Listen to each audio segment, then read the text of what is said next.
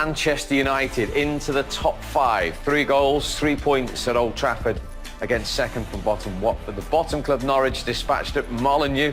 2 further goals for Diogo Jota there. Another win for Wolves, and those 5 goals, 3 of them to Arsenal, and the win for the Gunners at the Emirates against Everton. 1 game still to go, of course. The Monday Night Football is West Ham's visit to Anfield to face the leaders, Liverpool.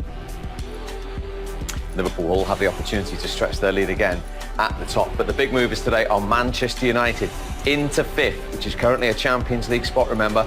3 points behind Chelsea in 4th, a point ahead of Spurs and Sheffield United. Wolves up to 8th, and Arsenal now up to 9th. 37 points, just 4, like Burnley, off a Champions League spot.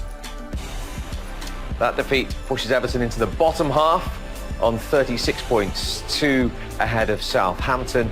Watford and Norwich still in the bottom 3. West Ham will have a go at Anfield tomorrow, but Villa and Bournemouth still nervously looking over their shoulders. Fantastic game, full of action, and obviously a great win. But from your point of view, what was the best thing about it?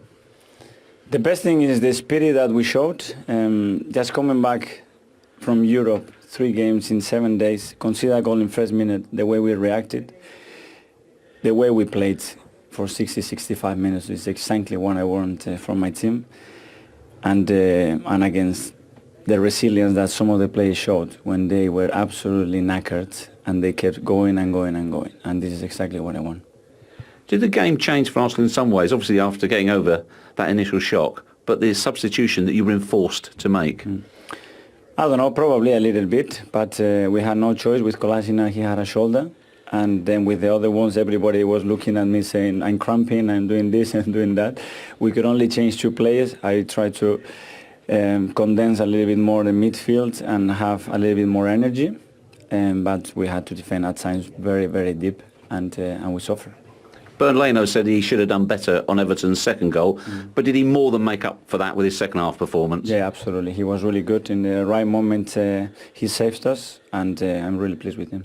Of course, we speak about Aubameyang's goals, but what about his defensive work too? Incredible. The amount of work that he's doing and how willing he is to do all the defensive stuff that before I had my questions, shows the commitment that he's shown with his teammates and with the club. So I'm really pleased with him. What were those questions? That I wasn't sure if he wanted to do it or if he could do it physically, but he showed that he can do it physically. So then it's about you want to do it or you don't. Now he's answered those questions, how important is it that you hang on to him? Well, he's our most important player. Stats-wise, there's no question about the impact that he has in this team. So as much as I can and the club can, we will try to convince him to stay with us. As a manager, if you have to watch many more like that, will you be as great as Mustafi? I'm sure in this process that we will watch many more than that, but as well I like to see how the team sustains that resilience. And it's good for me to understand who wants to do it and how good they are together as well, enjoying those moments. It's been a short time, but is this your best week as Arsenal manager so far? Well, winning 3 games in 7 days, for sure it is. Well done today. Thank you very much. Thank you. Yes, very good week, very pleasing week for Mikel Arteta. Interesting to hear him say for 65 minutes there, it's exactly how he wants his Arsenal team to play. Yeah, it was. Yeah, because they're closing down very well. You see, like you said, you got Aubameyang not only doing his play going forward, but the work going back. For Eddie Nketiah was brilliant today. His link-up play, he scored his goal, repaid the faith. Mustafi is playing fantastic now. You know, it's not so long ago I was thinking that after the Chelsea game, he's somebody that they've got to start thinking of maybe moving on. Seems like he's getting a tune out of him now, and he looks like one of our most solid players. And, you know, we're starting to see a pattern of play from Arsenal where they are a lot more resilient. Like he said, 3 games in a week, you know, conceded a goal very early, you know, conceded a goal late in the second and still came back with the spirit and determination to win that game. And that's what Arsenal need to do now. And, you know, I think, like, they're on the right track. It's really great to see. Yeah, they have you can see what Arsenal want to do, can't you? And it's going, you know, Mikel Arteta has changed it. It's easy just to say, oh, he's changed it from Unai Emery.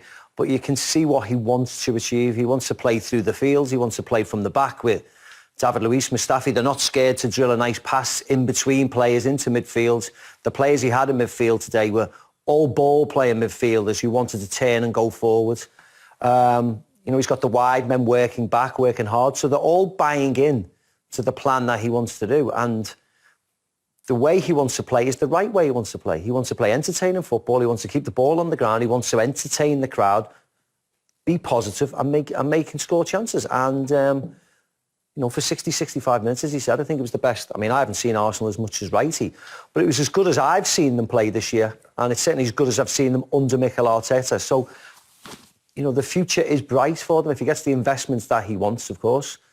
They're certainly going forward, and the run of fixtures that they've got, and you know the games that they have, certainly up until, I mean, we can go down, but certainly up until the international break, which is after the Southampton game. If they win, beat Brighton, beat Southampton, it's not easy saying that because Southampton are in good form. But if they win, you know, they are challenging Manchester United at this moment in time for that fifth. They're only 4 points off now. Only 4 points off now. All of a sudden. Well, yes, and they've got momentum and confidence. So, you know, they'll be looking forward to playing anyone at the moment because, like I say, it's not so long ago, I'm sitting here with Al saying that he doesn't think they've got any chance at all. But you look at it now, you see the way the league's going. In Arsenal, like I said, got momentum. And those next 3 games, they're games that with Arsenal playing how they are, they're quite winnable. And so you have to just say, you know, fingers crossed. I mean, you're talking about they were 11th today in the bottom half of the table, and now we're talking about them occupying the last Champions League place, only because of what they've done this week and the run of fixtures after the international break. They've got Norwich. You know, it's a great time at the moment, and it's very positive, and they must be extremely confident. Reaction to come from the Emirates from that 5-goal thriller that Arsenal won 3-2. We noticed at half-time how quickly the scoring started. It got even quicker in the second half, which was eventually the match-winning goal. Well, I think that Everton would have been very disappointed with that, simply because they've got themselves back into the game. Going at half-time, he would have had a talk with them, maybe saying to them, listen, we're doing all right, we'll get back in it. I thought that when Bernard and Gomez came on, they controlled it more. They had more play, pushed Arsenal back. Obviously, Arsenal a bit tired from their 3 games in 7 days, like I mentioned. But then, for Arsenal to score that early was perfect. A perfect tonic for them.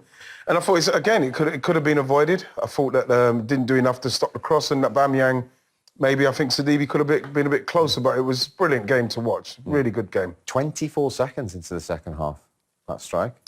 Yes, and it just shows, doesn't it? You know, the first goal by Calvert-Lewin, the last goal of the first half, you have to be switched on right from the first seconds. And it's, you know, of course, it was just a long ball initially.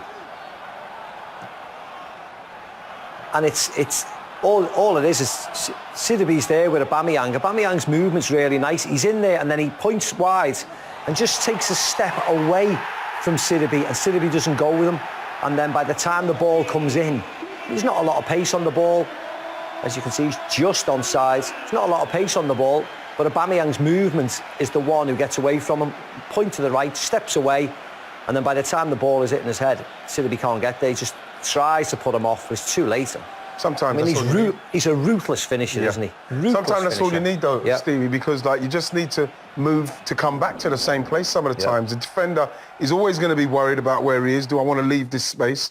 But I do believe for a player of that calibre, you've got to be a bit closer, because when you see when he does hit it, I think it actually maybe even comes off as a DB's head, because that's our close. That's the margins in how close you've got to get to a striker in the box. 49 Premier League goals in 74 games for Aubameyang, and nobody in the Premier League has scored more in that period. Let's get his views alongside his goalkeeper.